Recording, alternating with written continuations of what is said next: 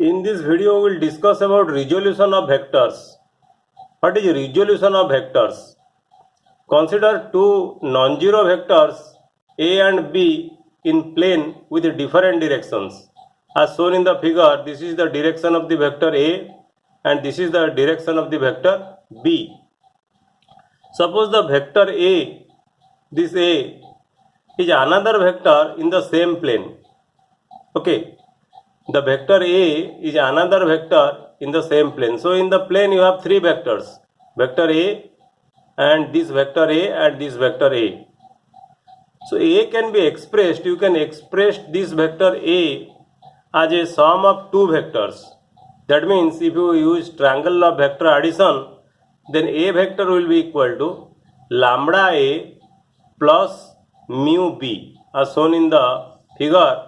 If you use the graphical method of vector addition, then A vector will be equal to lambda A plus mu B. So here lambda and mu are real numbers. Then we say that vector A has been resolved into two component vectors, that is lambda A and mu B along the direction of vector A and B respectively. So all the three vectors A, lambda A and mu B lie in the same plane. So what is the resolution of vector? That means if any vector can be written in terms of other vectors, product of the scalar times of other vectors, that is sum of other vectors, then we can say that the vector is resolved. Before going to know about the resolution of vector in plane and space, we first discuss about unit vector. We should know what is unit vector. A unit vector is a vector of unit magnitude and points in a particular direction.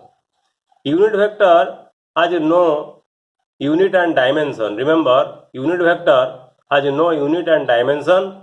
Unit vector is used to specify a direction only. Suppose in this figure, you see in this figure, unit vectors along x-axis, unit vector along y-axis and unit vector along z-axis. These are three rectangular coordinates. These x, y, z are rectangular coordinates. So the unit vector along x-axis we generally represented it as I cap. Unit vector along y-axis we generally represented as j cap. And unit vector along z-axis we basically represent it by k cap. And remember, magnitude of I cap is equal to magnitude of j cap is equal to magnitude of k cap is equal to 1. That means magnitude of I cap is 1, j cap is 1 and k cap is also equal to 1. The unit vectors are perpendicular to each other. The unit vectors are printed in bold face with a cap to distinguish from other vectors. Basically, we see in the book the unit vector is represented by a bold number, bold cap, that is bold number n with a cap, n cap. If we multiply unit vector by a scalar, the result is a vector.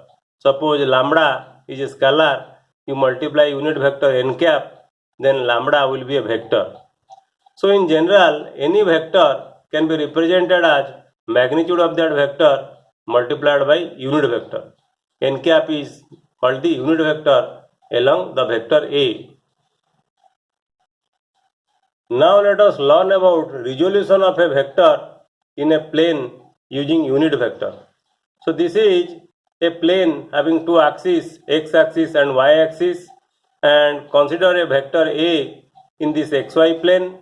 Then A can be written as ax into I cap plus ay into j cap, where ax and ay are called x and y component of the vector A.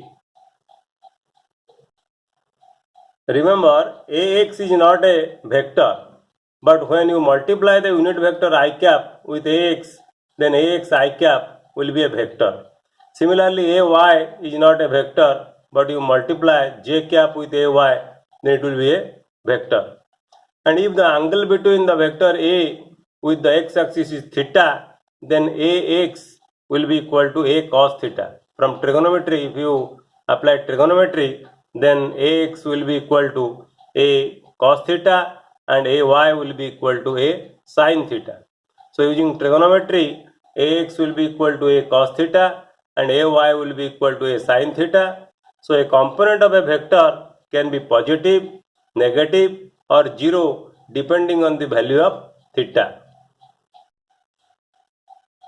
We have two ways to specify a vector A in a plane. Number one, if its magnitude of the vector A vector and the direction it makes with the x-axis. Okay, to specify a vector, we have to know the magnitude of the vector and the direction which makes with the x-axis, that is the theta. In this figure we have taken it is theta, and its components ax and ay. So if a and theta are given, ax and ay can be obtained using equation 2. So if you are given the value of a and theta, then you can find out ax and ay using this relation. But if a and theta are not given, then how you can find out ax and ay? If ax and ay are given, a and theta can be obtained as follows.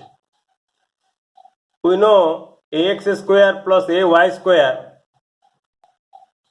From this equation you can see ax square plus ay square will be equal to a square sin square theta plus a square cos square theta. So if you take a square common, then we will have sin square theta plus cos square theta, that will be equal to 1. So that will be equal to a square. So a can be found out as follows: ax square plus ay square square root. So if ax and ay are given, you can calculate a. Similarly, you can also calculate theta, because from trigonometry tan theta is equal to ay by ax. You see from this right angle triangle, tan theta will be equal to ay divided by ax. So theta will be equal to tan inverse ay divided by ax. So if ax and ay are given, you can calculate a and theta. Now let us learn how you can resolve a vector in space or 3 dimension using unit vector. Consider a vector A in 3 dimension. This vector A, you see this is 3 dimension. This is x-axis, this is your y-axis and this is your z-axis. And this is the vector A. And you can see in this figure, vector A is making an angle alpha with the x-axis, and vector A is making an angle beta with the y-axis, and vector A is making an angle gamma with the z-axis. And this is the component of vector A along x-axis is ax, the component of vector A in y-axis is ay, and the component of vector A along z-axis is az. And you should remember that the angles alpha, beta and gamma, you see the angles alpha, beta and gamma are angles in space.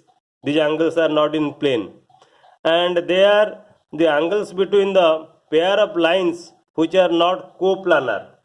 You see this angle alpha, this is the angle between two lines which are not coplanar. A and ax, they are not in the same plane. So they are not coplanar. And using the law of vector addition, you can see that the vector A is equal to ax into I cap plus ay into j cap plus az into k cap. And ax is equal to a into cos alpha. Similarly, ay is equal to a into cos beta, and az is equal to a into cos gamma. So in the 3 dimension you will get the following equations, and this is the representation of a position vector in space. Thank you.